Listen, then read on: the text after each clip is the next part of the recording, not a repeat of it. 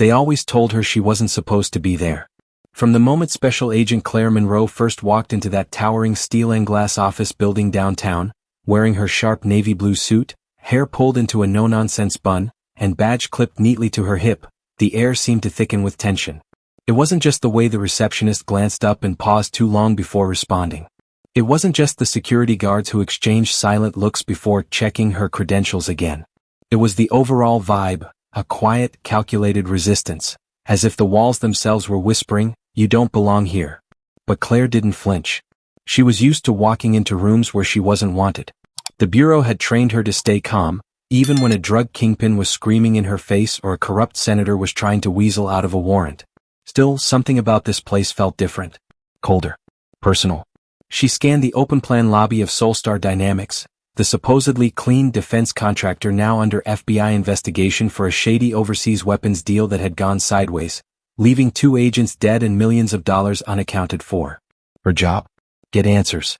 Bring someone down if need be. But no one told her she'd be walking into a den of polished executives and lawyers all too eager to pretend she didn't matter. No one told her she'd have to fight for every inch of space, every scrap of truth. And absolutely no one told her that when she walked into that top-floor boardroom, a man in a silk suit and a smug smirk would look her up and down and say, "Sorry, sweetheart. This room is for people who make real decisions. Why don't you run along and let the grown-ups work?" Claire didn't blink. Her voice was low, even almost bored. "I'm here on a federal investigation. And if you obstruct me again, I'll be back with a warrant and a dozen marshals who won't ask so nicely." The man scoffed. "You're just an agent. You don't own the place." Claire's eyes darkened. She said nothing. Not yet. She let the silence speak. Because what none of them knew, what not a single one of those smug executives had guessed, was that she did own the place. Not on paper. Not directly. But in a way so ironclad, so carefully buried under layers of legal protection, offshore holding companies and non-disclosure trusts that even the Bureau didn't know. Not yet. See, Clare Monroe wasn't just an FBI agent. She was also the silent majority stakeholder in Solstar Dynamics. A fact that went back to a time before she wore a badge, before she even graduated the academy, when her father died mysteriously on the job as a CIA liaison to the company and left behind more than just his badge. He left secrets. Big ones. And Claire had spent the last 7 years unraveling every single thread. But first she had to play dumb. That was the only way this would work. You ever feel like you're chasing ghosts?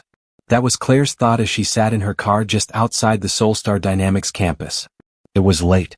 The sky above DC was a dull, starless black, lit only by the occasional flicker of red and blue from the city's ever-busy emergency vehicles. Claire had spent the last 4 hours poring through the files she wasn't supposed to have. Not bureau files. Those were easy to get if you knew who to ask and how to twist a few arms. No, these were far more dangerous. These were her father's files. He'd hidden them in the most absurd place possible. A forgotten analog locker in the basement of a YMCA he used to train at. No fingerprints, no digital trails. Just a rusted metal box that required an actual key, buried beneath a false floor panel. Inside were documents, handwritten notes, and an old laptop with a hard drive so encrypted it had taken Claire 6 months of off-the-books decoding to access even the directory tree. But it was worth it, because what she found in those files turned everything upside down. Solstar Dynamics wasn't just a defense contractor. It was a front. Not for a foreign government. Not even for some underground arms cartel. That would have made too much sense. It was worse. It was a front for a rogue faction within the U.S. intelligence community, a breakaway group of operatives and execs who had gone fully black ops, fully off-grid, with billions in funding funneled through shell accounts and development initiatives. Their plan? Undermining global power balances to engineer conflict where they saw fit. Conflicts that would, of course, require more weapons, more tech, more Solstar. Claire's father had discovered it. And 3 weeks later, he was found dead in what the Bureau neatly labeled a home invasion gone wrong. But Claire had always known better. She had joined the FBI not to investigate bank robbers or cybercrime. She joined to destroy the people who murdered her father. She thought she was ready. Until she met him. His name was Adam Kessler. Chief Operating Officer. Rhodes Scholar. Decorated former Navy intelligence. The kind of man who looked like he belonged in both a war room and a photo shoot. Tall, lean, with silvering hair and sharp eyes that never seemed to miss anything. And more importantly, the man currently controlling most of Solstar's black budget accounts. Claire had managed to set up an official interview under the pretense of reviewing internal security protocols. A total ruse. But Kessler played along. Or maybe he didn't know what she was really after. He met her in a glass-walled conference room overlooking the Potomac. His handshake was firm but brief. His smile all teeth. "So," he said, folding his hands, "what's the Bureau's sudden interest in our quaint little company? We've passed every audit since 2009. "Not this kind of audit," Claire said, offering nothing more. She kept her tone neutral, her expression unreadable. But Kessler watched her. Like a chess player gauging his opponent's opening move. "And what, exactly, are you looking for?" Claire didn't blink. "Discrepancies. False contracts. Falsified arms movement reports. Anything that doesn't align with Department of Defense expectations." Big words. He leaned back. "And what do you expect to find?" She paused just long enough to unsettle him. "I don't expect," she said quietly. "I confirm." It was subtle, but she saw the twitch in his jaw. A tightening, almost imperceptible. But it told her what she needed to know. He was hiding something. The next day, Claire found a car tailing her. It wasn't Bureau. She would have recognized the lazy surveillance tactics. These guys were sharp. Military precision. Unmarked Dodge Charger, rotated license plates, never parked too long in one place. And they weren't subtle. The third time she spotted them, she drove into an underground parking garage, made a few sudden turns, and slipped out on foot through the service corridor, leaving a decoy burner phone on the passenger seat. Back in her apartment, she bolted the door and sat in silence. This was escalating fast. Too fast. And it confirmed something terrifying. They knew who she was. It was around 2 a.m. when she got the encrypted message. It came through her father's old contact relay, an underground messaging hub only active when rerouted through South American proxy servers. A single sentence lit up her screen. "They think you're bluffing. Time to show them you're not." It was unsigned, of course. But Claire recognized the syntax. The cadence. It was Dante. Her father's most trusted ghost. The man no agency could ever prove existed. He had disappeared after her father's death, leaving no trace, no explanation. But now, years later, he was back. And he was telling her what she already feared. Her cover as an FBI agent investigating Soulstar wasn't going to cut it anymore. If she wanted to bring them down, she'd have to play her trump card. She'd have to reveal herself. The owner. The heir. The woman who held 62% of Soulstar Dynamics through a series of hidden trusts and backdoor agreements tied directly to her father's estate. Agreements that no one at the company knew existed, yet. She had kept it hidden for a reason. Because the moment she used it, the moment she stepped out from behind the badge and into the corporate arena, everything would change. They wouldn't underestimate her anymore. They would try to destroy her. But Claire wasn't afraid. She was angry. And anger, when used correctly, could move mountains. She just had to wait for the right moment to strike. And judging by how fast they were closing in, she wouldn't have to wait long. It was supposed to be just another Thursday. Clare Monroe walked into the Hoover building like she always did, coffee in hand, expression unreadable, black heels clicking crisply down the corridor toward her unit's operations floor. She nodded at a few agents along the way, gave nothing away, just like she'd trained herself to do over the years. But inside, she was burning. Because she had made a decision the night before, and it was one she couldn't walk back. She was going to flip the script. She was going to stop being the investigator. And start being the target. It all started with a file. One she slipped onto her unit chief's desk without a word. Just a sealed manila envelope, hand-labeled with a simple line. Soulstar Black File, a Monroe. Inside were 247 pages of unredacted documentation, all drawn from her father's private records. Documents the Bureau never knew existed. It detailed payments to foreign intermediaries, illegal arms transfers camouflaged as humanitarian aid, and a list of internal Soulstar executives complicit in over a dozen shadow operations. She didn't attach her name to any of it, because she knew what would happen. Once the Bureau had the file, the system would kick in like a machine. Oversight, internal affairs, interagency vetting. They'd be forced to launch a deep dive investigation. But more importantly, someone at the Bureau would leak it. She was counting on it. Because when the leak hit, when the media caught even a whiff of black budget weapons operations being run through a U.S. contractor with deep Pentagon ties, it would send Soulstar into a tailspin. And chaos was exactly what she needed. The fallout came faster than expected. By Friday morning, The Intercept published a damning exposé linking Soulstar Dynamics to illegal drone strikes in West Africa, strikes that had killed civilians under the guise of eliminating terror cells. Citing anonymous government sources, the article mentioned unverified documentation suggesting deeper systemic corruption. By noon, the company's stock dropped 18%. By 3 p.m., Department of Defense press secretaries were fielding questions they didn't have answers for. And by 6 p.m., Claire got the call. Not from the bureau. From Kessler. His voice was sharper this time. Less charming. Less smug. "What the hell do you think you're doing, Agent Monroe?" She let him stew in silence for a beat too long. "I don't know what you mean." "You handed over classified material." "I handed over evidence." "You're not authorized to unseal private intel like that." "And yet, here we are." He exhaled sharply, then lowered his voice. "I warned them not to underestimate you. I told them you weren't just another batch. But you know what, Claire? You're not playing chess anymore. You're walking into war." Click. The line went dead. She didn't sleep that night. She sat in the living room of her high-rise apartment, lights off, staring out at the DC skyline, trying not to think about what came next. Because here's the thing about owning a company in secret. It sounds powerful, but in reality it's a trap. It meant she was responsible for every dark deal, every backdoor contract.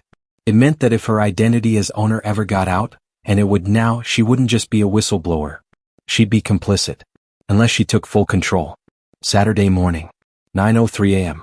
Claire walked through the lobby of Solstar Dynamics not as an agent, not as an outsider, but as something no one expected.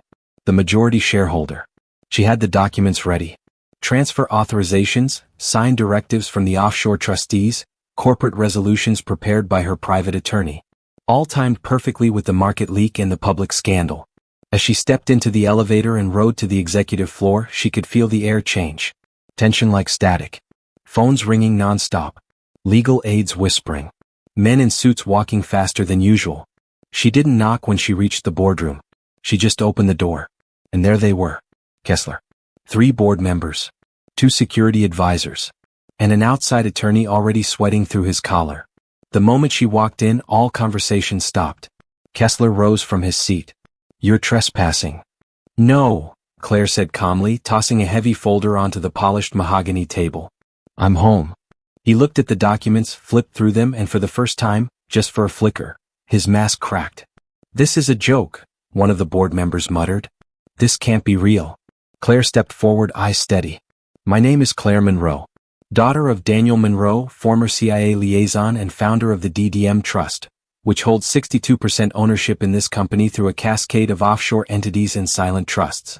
I've executed a board vote removing all existing executives pending federal investigation." She leaned in. "That includes you, Adam?" There was a moment of pure silence, like the breath before a storm. And then Kessler laughed. Actually laughed. But it wasn't joy. It was something colder. "You have no idea what you've just done." Claire stared him down. "No, you don't." Security tried to remove her from the building that afternoon. Didn't go well for them. Claire had anticipated it. She walked in with 2 U.S. Marshals and an emergency injunction from a federal judge. Temporary control was hers. Legally, publicly, and most importantly on record. Solstar Dynamics now belonged to Special Agent Clare Monroe, at least until the courts untangled the disaster she dropped in their lap. But Claire wasn't done. She didn't just want the company. She wanted the truth. Because Kessler wasn't the top of the chain. He was just another puppet. And somewhere, in the shadows of the U.S. government's darkest corners, the real architects were already moving. She had pulled the pin. Now the grenade was live. 3 days. That's how long the illusion lasted. 3 days of headlines. Of legal analysts speculating on the evening news. Of journalists trying to uncover how an FBI agent could simultaneously be the silent owner of one of the most powerful defense contractors in the country. Claire barely left the Solstar building. She held court from the executive conference room, turning it into a command center. Laptop open. Satellite uplinks running through an encrypted VPN. Files from her father's archive splayed out like battle plans. Her phone buzzed nonstop. Some calls from the bureau demanding explanations, others from private intelligence contacts who suddenly had a lot more to say now that she was a public figure with serious leverage. But she knew it was only a matter of time. Because people like Adam Kessler weren't born without a kingmaker. There was always someone behind them. Someone bigger. Someone untouchable. She didn't have to wait long to meet him. It happened at 2:47 a.m. Claire was still in the boardroom, eyes red from scanning internal financial reports cross-referenced with declassified operations logs. She'd just uncovered something huge, an entire logistics division falsifying plain manifests for arms shipments to unnamed development contractors, in regions where U.S. presence was supposedly non-existent. That's when the monitors glitched. Not all at once. Just one. Then two. Then all 7 screens in the room went black, then white. Then a line of text appeared in the center of the largest monitor. Do you know what your father died for? Claire froze. Her fingers hovered above the keyboard. Her first instinct was to check the network logs, trace the intrusion, but she already knew she'd find nothing. Whoever this was, they weren't just inside the system. They were the system. Another line appeared. Stop. Or you end up like him. Then a folder opened. She didn't touch anything. The mouse moved on its own. Click, click, click. Inside, dozens of surveillance photos. Not of her. Of her mother. Her younger brother, Ryan. He was in college out in Colorado, hadn't spoken to her in months. Even her goddamn dog Walker. Each photo time-stamped, geolocated. Each one a silent threat. The final image wasn't a photo. It was a symbol. A stylized Ouroboros, snake eating its own tail, etched with coordinates. She recognized it. Her father used to sketch that symbol absently during long phone calls. She always thought it was some old philosophical thing. But now it felt like a signature. The screen went black again. Then back to normal. No trace of the breach. No system errors. No logs. It was like it never happened. But Claire knew better. This wasn't a hacker. This wasn't even espionage. It was a message. She called Dante. Secure line. Satellite bounce. 15 seconds of silence before he picked up. I saw it, he said before she could speak. You know who it is? Boss. You're not going to like the answer. Try me. The man behind the black operations inside Solstar? Behind your father's assassination? He was CIA, NSA, ONI, everything at one point. Goes by a dozen aliases. But we called him one name. Claire's voice was ice. Tell me. Langley's ghost. She didn't speak. Just let the name sink in. She'd heard rumors. An urban legend whispered across departments and midnight briefings. A man who was part of every major op that went sideways. Nicaragua. Benghazi. Black River. Yet somehow he always disappeared before the accountability phase. He wasn't in the system because he was the system. Where is he now? She asked. Another pause. Where you least expect. Then the line went dead. Claire wasn't scared. But she felt something worse. She was angry and outmatched. Whoever Langley's ghost was, he had resources Claire couldn't match. She could subpoena records, dig into financials, expose public corruption. But this man lived in the shadows, beyond oversight, beyond jurisdiction. He didn't play defense. He erased people. And she had just painted a massive bullseye on her back. Sunday morning. Claire showed up at a safe house in Arlington. She met with Ryan, dragged him out of his dorm at 5 a.m., no explanation. He looked confused. Still groggy. Claire, what's going on? She hugged him tight. Tighter than she meant to. Then she stepped back and said, You're going dark. No phone. No email. You're going to stay with someone I trust. Wait, what? Is this about Dad? It's about what killed him. She didn't give him more. Couldn't. The less he knew, the safer he was. She gave him an envelope. ID. One of Dante's burner phones. Claire, you're scaring me. I know, she whispered. But I promise, this ends soon. Back at Solstar HQ, she found her office ransacked. Not visibly. But subtle things were off.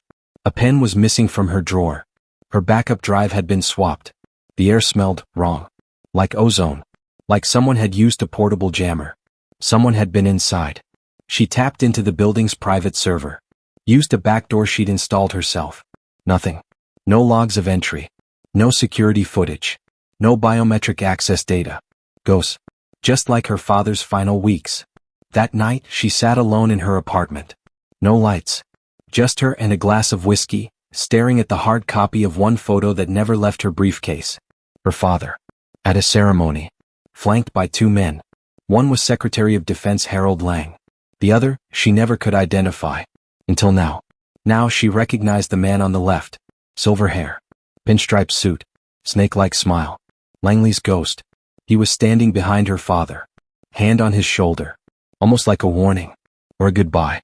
There comes a point in every hunt when you realize the rules don't apply anymore. Claire hit that point at 4:06 a.m. on Monday morning, eyes bloodshot, heartbeat steady. She hadn't slept. She couldn't. Because somewhere out there, Langley's ghost was already moving. Pulling strings. Rewriting truths.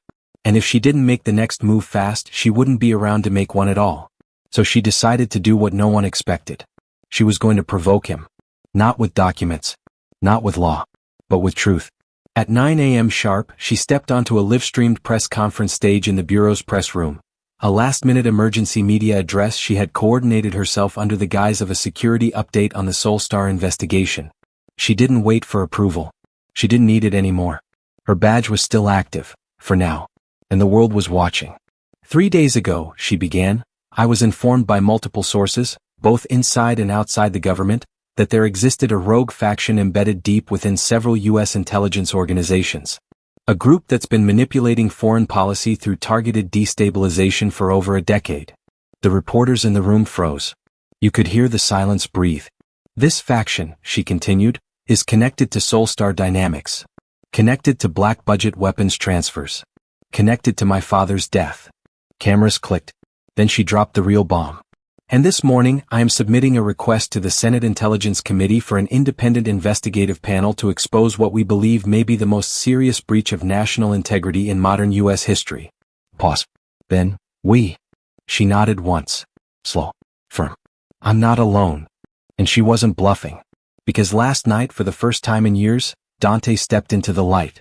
It started with a burner phone left in Claire's mailbox, wrapped in a wax-sealed envelope. No name. Just GPS coordinates and the time, 3:33 a.m. She drove there, an abandoned embassy building set for demolition, cameras long removed, security non-existent.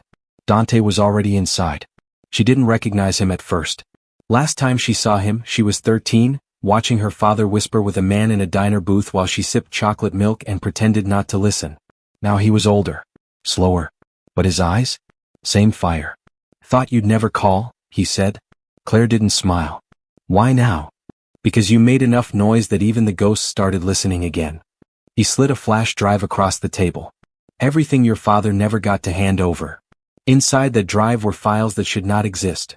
Internal CIA memorandums, video testimony from contractors long presumed dead, a full map of offshore accounts routed through diplomatic covers. And one name that showed up again and again. Alaric Cross. An alias. One used by exactly one man across 4 decades of operations. Langley's ghost.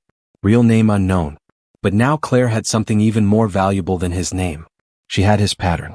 And that meant she could find him. The press conference was bait. She knew it. The moment she stepped off that podium, every network analyst within the ghost's inner circle would go red alert. And that was the point. Because they'd have to clean up. Scrub records. Kill witnesses. Shift money. And in doing so they'd leave traces. Dante was already tracking 3 secure transactions routed through proxy banks in Moldova and Gibraltar.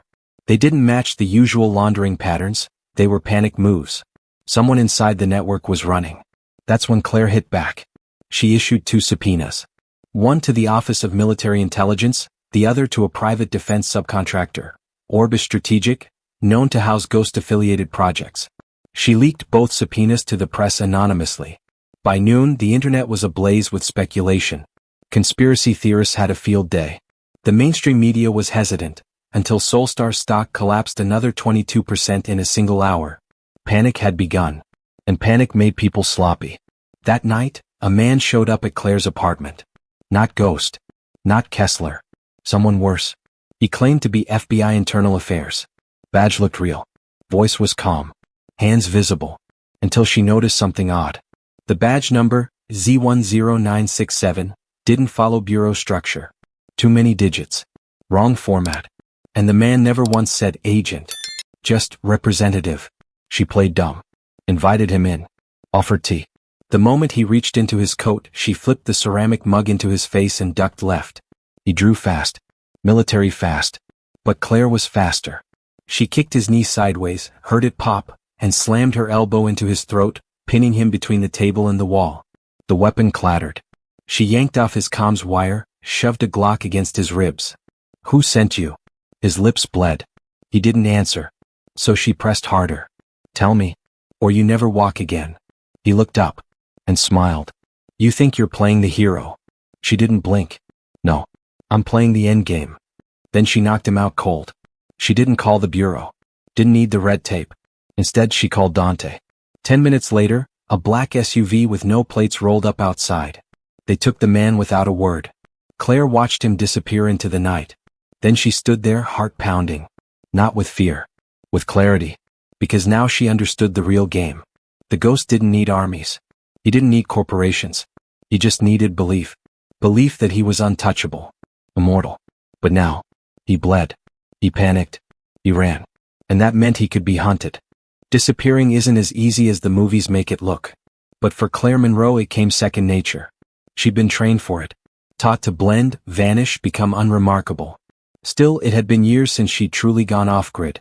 No badge. No jurisdiction. Just instinct, guts, and a growing storm in her chest. Langley's ghost had made a move. Now it was her turn. 2 days after the failed hit at her apartment, Claire was in Istanbul. No passport. No paper trail. Just a one-way hop on a private Turkish cargo jet rerouted under the guise of sensitive diplomatic cargo. A favor pulled by Dante through an old contact. Someone who owed her father a debt that could never be repaid. Claire stepped out onto the tarmac as the sun began to rise over the Bosphorus. She wore jeans, boots, and a charcoal gray hoodie. Her bureau suit was back in D.C., along with her old life. She wasn't here to follow laws. She was here to break open the truth. Solstar's accounts had pointed here.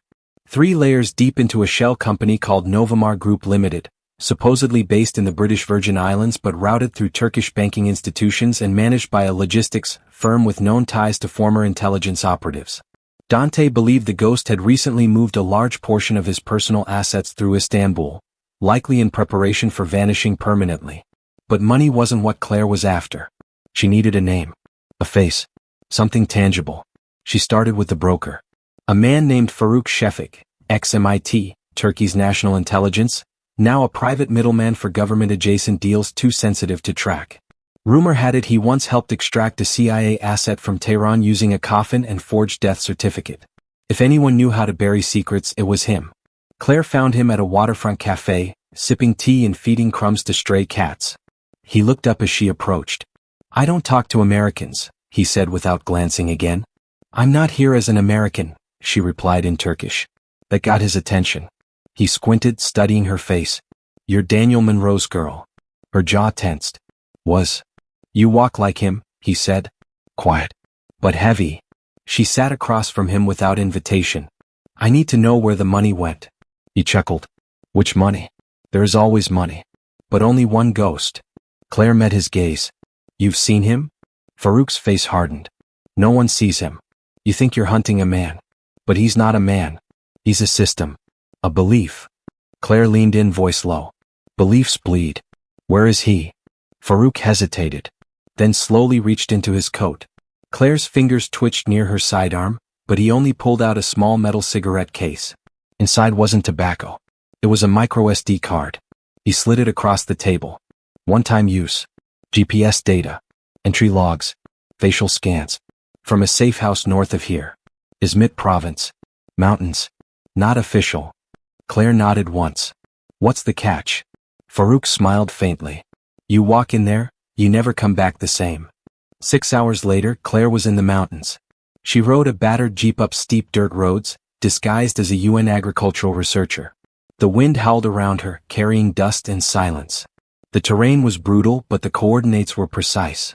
At 8:47 p.m., she reached the compound. No guards at the gate. No obvious cameras. Just a single villa hidden behind olive trees and steel fencing, half buried in the rock. She parked half a kilometer out, approached on foot under the cover of moonless dark. Infrared revealed 4 heat signatures. 2 on patrol. 1 static near what looked like a server room. And 1, larger, isolated, in the east wing. She moved in. Silent. Swift. The first guard never saw her. Just a whisper of breath and then blackness. The second she choked out behind the generator unit. No sound. No mess. She slipped inside the compound through a maintenance hatch, moving like smoke. Then she found the server room. And paused.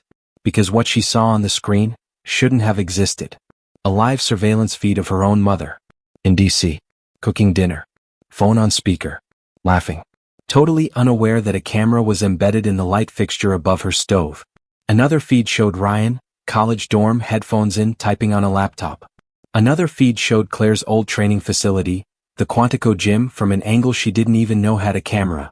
She stared at the rows of data. They had never stopped watching her. Even before she knew what Soulstar really was. Even before her father died. They had watched everything. She copied all the data to a portable drive, shut down the feed, and placed a silent explosive on the server rig. Then she went to the east wing. The door was locked with biometrics. She took the guard's severed thumb from her bag, pressed it to the scanner. Click. Inside, the lights were dim. And at the center of the room, seated behind a desk stacked with open files, was a man who didn't look up. Silver hair. Elegant hands. Worn face. He was reading her father's dossier. "Hello, Claire," he said softly. "You finally made it." She raised her weapon. "Don't," he said. "If you shoot me, everything I've buried becomes dust. And you'll never learn why he died." "I already know," Claire said. "You killed him because he was going to expose you." The ghost turned slowly. His eyes were sharp, cold, but not angry. "No," he said. "I killed him because he was going to become me." That froze her. For a full second her mind stopped. "What? You think he was a saint?" "He wasn't. Daniel Monroe built Soulstar. I just cleaned up the mess when he got soft." Claire shook her head. "Lies. You have the files. You've seen the accounts. You think all that happened without his say-so?" He stood. Not threatening. Just steady. "He started the system. I perfected it." Claire's voice trembled, just barely. "Then why kill him?" "Because he tried to dismantle it. And in doing so, he endangered everything. Order. Balance. Control." He took a step forward. "You're just like him. Angry. Brilliant. Naive. I'm nothing like him." "No," the ghost said. "You're better. That's why I let you come. Why I didn't kill you sooner." Claire frowned. "What are you saying?" "I'm dying," he said simply. "And I need someone to take the reins." Her grip on the gun tightened. "Join me," he said. "Become what your father was meant to be." She stared at him. And in that moment she wasn't just looking at a villain. She was looking at a mirror. A future. A warning. And maybe a lie wrapped in truth. She pulled the trigger. Twice. The ghost staggered. Fall. Not dead yet. But close. He smiled as blood spread across his shirt. "You made your choice," he whispered. "No," she said, voice low. "I made his." She set the explosive charges. Walked out as the servers erupted in flame. By the time she reached the jeep, the compound behind her was a pillar of smoke. But she didn't look back. Because now she knew the war wasn't over. It was just changing shape. And Clare Monroe? She wasn't just the hunter anymore. She was the legacy. The smoke was still rising over the Turkish mountains when Clare Monroe crossed the Georgian border with nothing but a duffel bag, a hard drive, and blood on her boots. The ghost was dead. She'd seen him fall. Felt the recoil. Watched the compound burn. But victory didn't feel like she thought it would. Because his final words haunted her. "You made your choice." "No. I made his." She'd meant that as a stand against corruption. Against everything her father had once stood for, and then supposedly abandoned. But now, alone under gray skies and unfamiliar stars, the doubt crept in. What if the ghost wasn't lying? What if her father had helped build Soulstar into what it became? What if she'd killed a man who was telling the truth? Claire didn't stop moving. She headed north to a CIA safehouse in Tbilisi, one only Dante knew about, one that hadn't been used in over a decade. She broke in, scrubbed the place for bugs, then set up camp. The air inside smelled like dust, cold metal, and old betrayals. She plugged in the drive she'd taken from the compound and began going through it. Expecting evidence. Proof. Closure. Instead, she found something far worse. A virus. Not digital. Philosophical.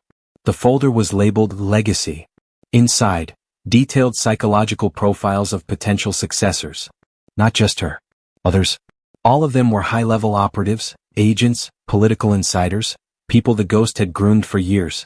People whose careers had been manipulated, shaped, and sharpened to eventually step into his shoes. And Claire? She wasn't the first. She was the last. Each profile included timestamps, observations, case interventions. She found files referencing her father's training techniques, her own assignments, how they were structured, who was pulled from the Bureau's roster to support or sabotage her, how even her academy instructors were part of the simulation. Her entire career path had been engineered, not to make her an FBI agent, to make her the ghost's heir. A page from one document froze her completely. It was a memo from her father, dated 5 months before his death. Subject shows significant moral resistance. Exceptional discipline, but unstable if emotionally compromised. Proceed with gradual desensitization through tiered exposure to black operations. Claire cannot know the full truth until phase 3 is complete. She dropped the tablet, stumbled back. Her breath caught in her throat. It was his handwriting, his phrasing. He wasn't being used. He was in on it. She barely slept that night. When she did, the dreams came, her father whispering from shadows. The ghost bleeding, smiling, always smiling. A faceless version of herself signing classified orders with a pen that dripped blood. She woke up gasping. And that's when Dante called. His voice was different this time. Quieter. You need to come back. Not yet. Claire. Something's happened. She sat up, pulse spiking. What? There's been a leak. Her blood ran cold. What kind of leak? Everything. Your ownership of Soulstar. The black file. Your public exposure of the ghost. It's all over the deep web and some of it's crawling into the open press. Half of it's redacted, the other half is pure chaos, but your name is everywhere. Claire gritted her teeth. The Ghosts Network must have released it post-mortem. No, Dante said. It's cleaner than that. This wasn't dumped. It was curated. By the time Claire reached Berlin, her next safe point, her face was on 3 European security bulletins. Not as a suspect. As a security risk. U.S. Embassy contacts refused to meet. CIA handlers pretended not to know her. Even Interpol flagged her visa data for anomalous travel behavior. Someone was rewriting her narrative in real time. Someone with access. Someone who still had their hand on the wheel. She called Dante again. I thought I killed him. You did. Then who's pulling the strings? Silence. Then Dante sighed. There's something I didn't tell you. Something I hoped you'd never need. She closed her eyes. Say it. Langley's ghost wasn't just a person. He was a designation. Claire went cold. What? It's a title passed between operatives every generation. The man you killed? He was the 5th. Your father was supposed to be the 6th. Her voice cracked. So I just killed the 5th ghost. And now, Dante whispered, they're prepping the 7th. Claire didn't speak for a long time. The rain outside her Berlin window beat down like a ticking clock. All this time she thought she was breaking a system. But she'd only scratched the surface. This wasn't a conspiracy. It was a succession plan. She pulled the drive back out. Dug deeper. Hidden in the legacy folder was an audio file. Her father's voice. Crackling through low-grade encryption, like he was speaking from the grave.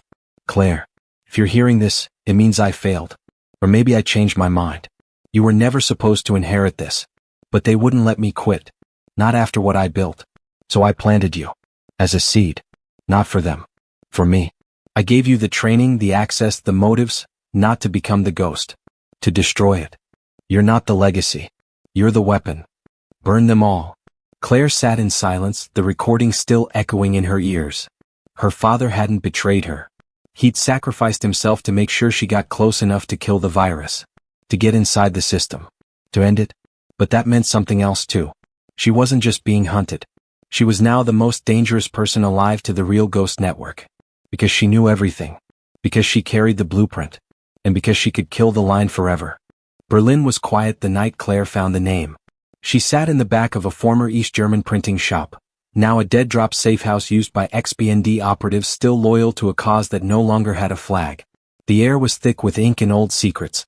Her laptop buzzed quietly, encrypted network flickering, Dante's proxy channel whispering lines of code from half a dozen remote nodes.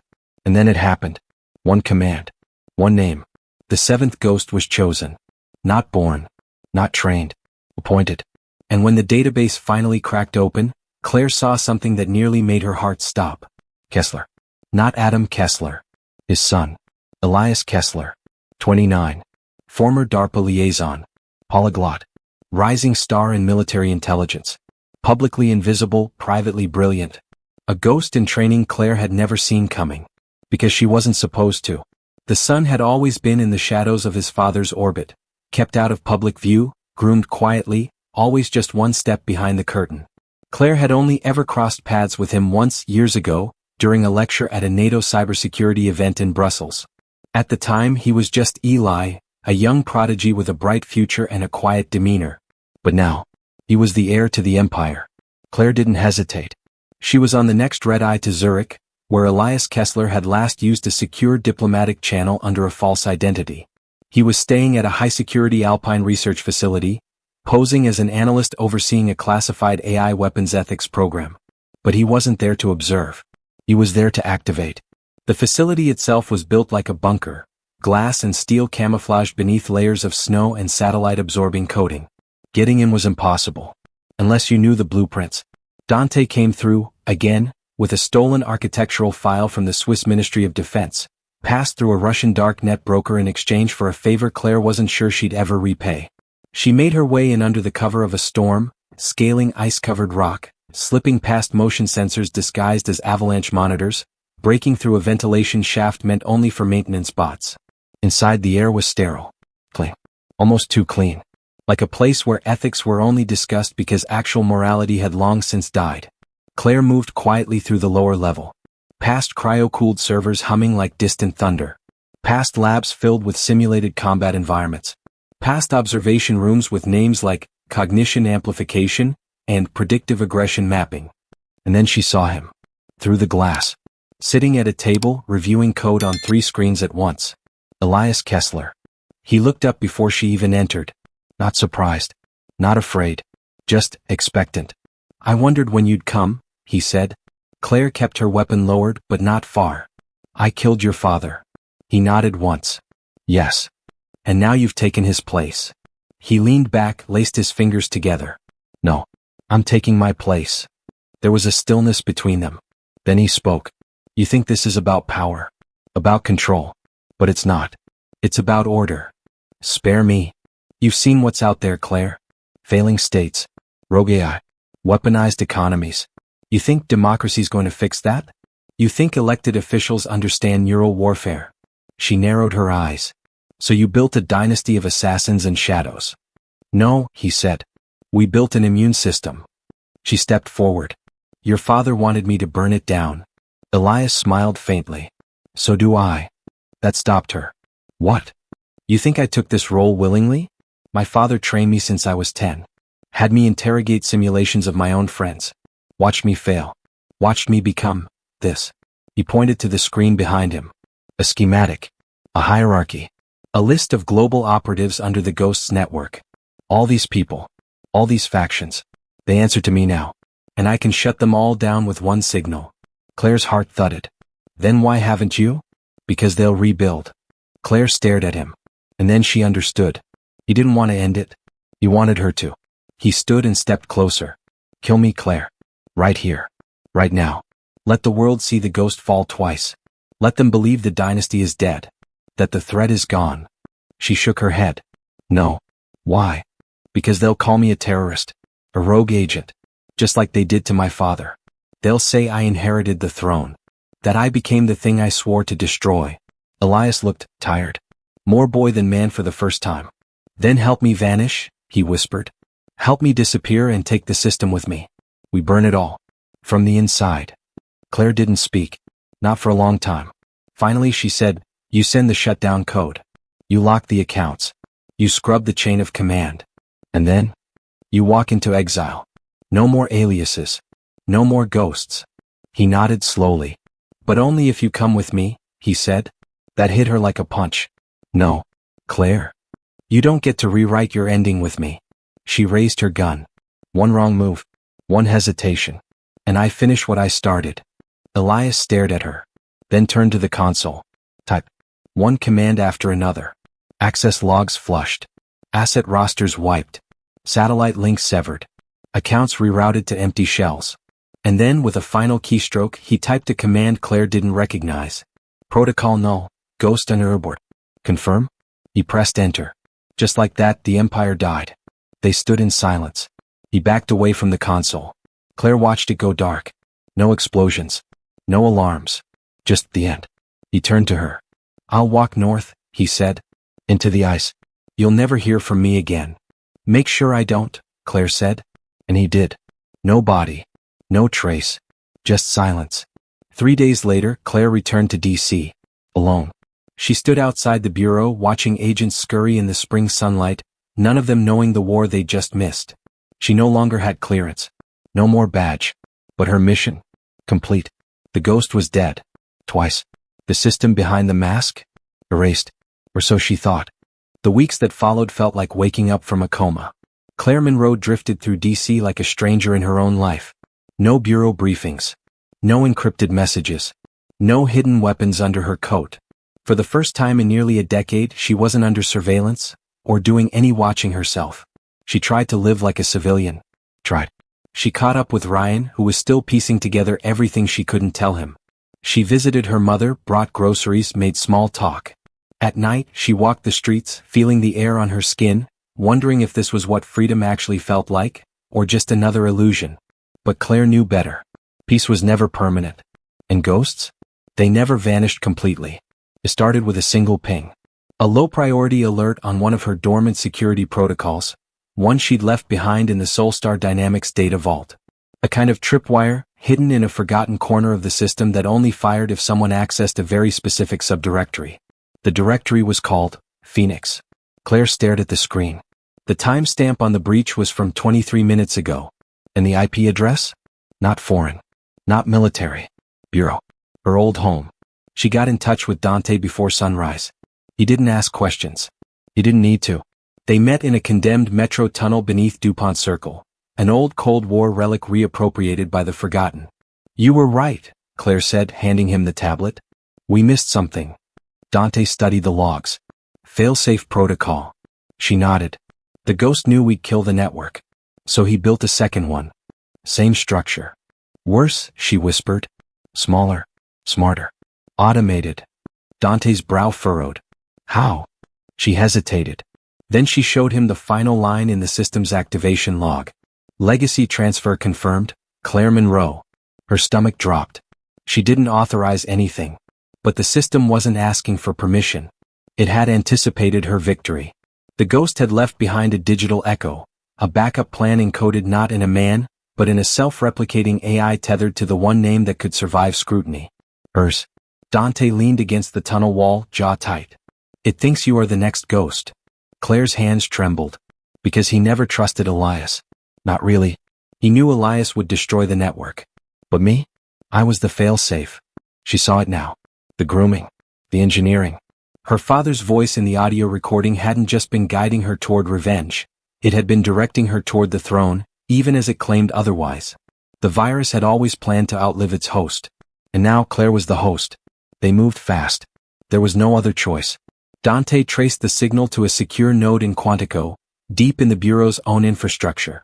Not an official server, but an invisible partition hiding in a disused training simulation framework. Ghost tech. Years ahead of anything the Bureau could trace. Claire broke in that night. Her old access code still worked, barely. She entered the tech ops basement just before midnight, bypassed the retinal scanner with a clone of her own eyeprint, painful, crude, but effective, and dropped into the private data chamber below the training facility. Inside, nothing but cold machines and a single terminal blinking silently. She plugged in. The system recognized her instantly. Welcome, Director. Her stomach churned. She didn't respond. Instead, she initiated a purge protocol. Full burn. Files, directories, subroutines, everything the ghost system had hidden within her name. The machine resisted. It pulsed back with text that chilled her. Directive conflict.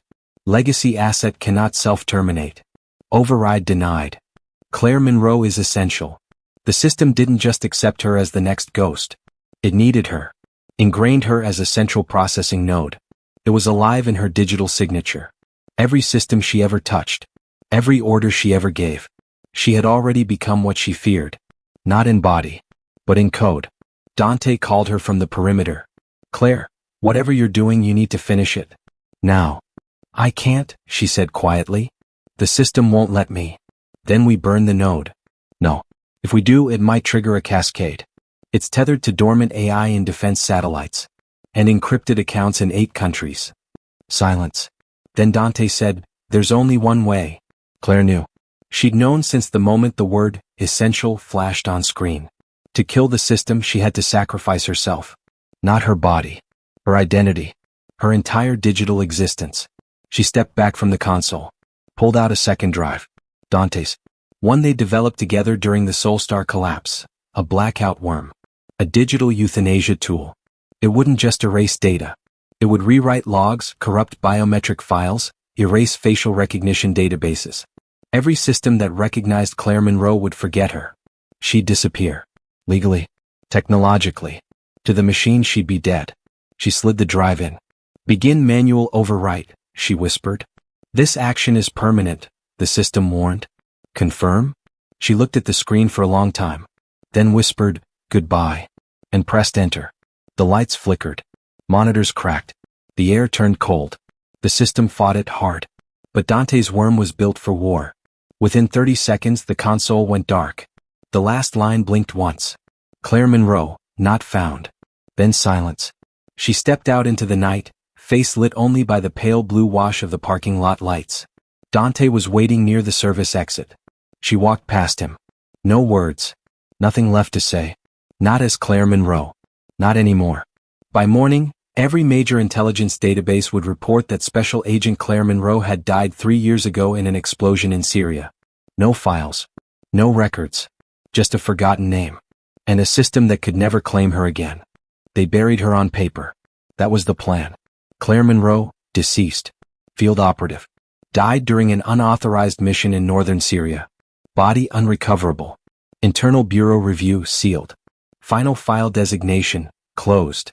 Obituaries were quietly circulated within intelligence circles. Former colleagues sent messages of condolence. Some genuine. Others suspicious. A few agents raised eyebrows, but none dared probe too deeply. In their world, curiosity had a body count. Clare had vanished perfectly.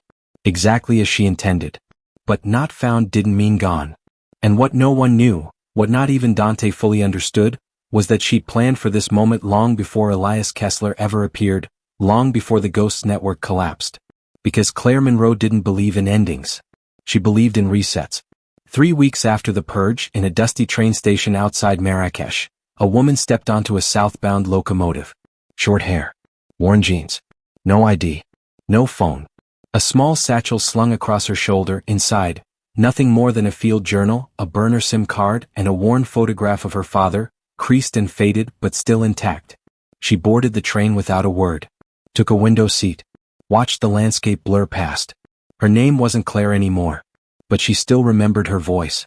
Still knew how to disappear and how to listen when no one else could hear the ticking beneath the silence. Because in the world of ghosts, silence was never the absence of noise. It was strategy. And in the silence of her new identity, she heard something that told her the fight was far from over. It came in whispers. A Chinese trade minister gunned down in broad daylight by a lone radical, who somehow disappeared on CCTV footage without ever entering the plaza. A data center in Buenos Aires melting from the inside after a cyber attack triggered by a string of seemingly unrelated phone calls. A Swiss diplomat warning of a shadow algorithm controlling digital infrastructure across 4 governments, then disappearing into exile 2 days later. Clare watched it all unfold from dusty cafes and silent rooftops, never once revealing her face. Each incident left behind the same mark. Precision. Misdirection. Untouchability. The ghost was dead. But his design was not. She met with Dante one last time. Deep in an abandoned NATO bunker beneath Prague, where the concrete still carried the scent of Cold War paranoia. He looked older. She looked like someone else entirely. But when she stepped into the dark, he recognized her instantly. You're a myth now, he said. She shrugged. Myths survive longer than people. They're rebuilding it, he said. Fragmented. Smaller. But with the same code. I know, she replied. Do you want to stop it? Clare stared at the rusted steel wall for a long time. Then said, no. Dante's jaw tightened. No. I want to replace it. That silence again. Then a smile from Dante, barely a breath wide. Your father would be proud. No, she said. He wouldn't. He'd be afraid. Why? Because he built something to control chaos, and thought that made him moral. She turned to him, eyes sharper than ever. I'm not here to control anything. I'm here to free the world from every ghost that ever thought it was a god. It wasn't revenge anymore. It wasn't even justice. It was a new war. One fought without borders, without flags, without names. A war against systems that rewrote reality while the world looked the other way. Claire had no badge, no identity, but she had knowledge. She had grit. She had nothing to lose. And when the world forgets you, you can do anything, because shadows don't fight fair, and ghosts don't die, they evolve.